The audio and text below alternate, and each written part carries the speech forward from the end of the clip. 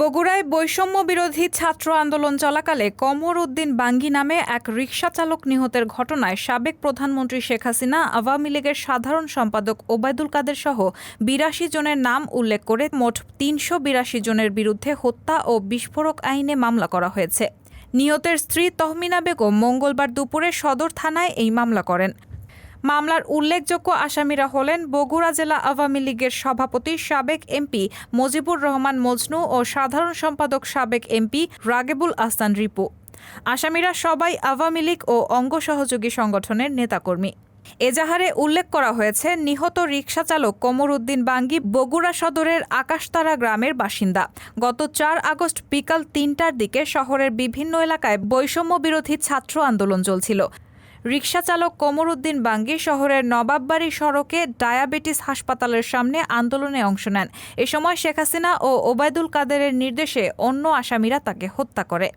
বগুড়া সদর থানার ওসি সাইহান অলিউল্লাহ জানান, বৈষম্য বিরোধী ছাত্র আন্দোলনে রিকশা চালক কমর উদ্দিন বাঙ্গিকে হত্যার ঘটনায় তার স্ত্রী মঙ্গলবার সাবেক প্রধানমন্ত্রী শেখ হাসিনা, আওয়ামী লীগের সাধারণ সম্পাদক ওবায়দুল কাদের সহ ৮২ জনের নাম উল্লেখ করে হত্যা ও বিস্ফোরক আইনে মামলা করেন।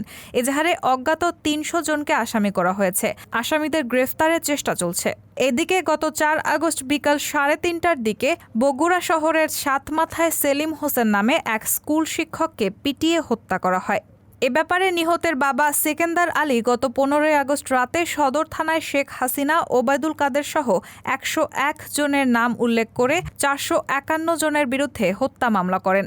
আসামিরা সবাই আওয়ামী লীগ ও অঙ্গ সহযোগী সংগঠনের দায়িত্বশীল নেতা। এ মামলায় পুলিশ আব্দুল লতিফ নামে এক আসামিকে গ্রেফতার করেছে। তবে নাম প্রকাশে অনিচ্ছুক আওয়ামী লীগ ও অঙ্গ সহযোগী সংগঠনের নেতাকর্মীরা দাবি করেন, শহরের ডায়াবেটিক হাসপাতালের সামনে রিকশা চালক কমর উদ্দিন বাঙ্গি পুলিশের হামলায় নিহত হয়েছেন। এছাড়া শহরের সাতমাথায় ডাক বাংলোর সামনে আন্দোলনকারীরা পুলিশ ভেবে শিক্ষক সেলিম হোসেনকে পিটিয়ে হত্যা করে। আর এর দায় সাবেক প্রধানমন্ত্রী শেখ হাসিনা ও অন্যদের উপর চাপানো হচ্ছে। তবে সুষ্ঠু তদন্ত হলে ঘাতকরা শনাক্ত হবে। রায়হানা মুন, সবার কথা।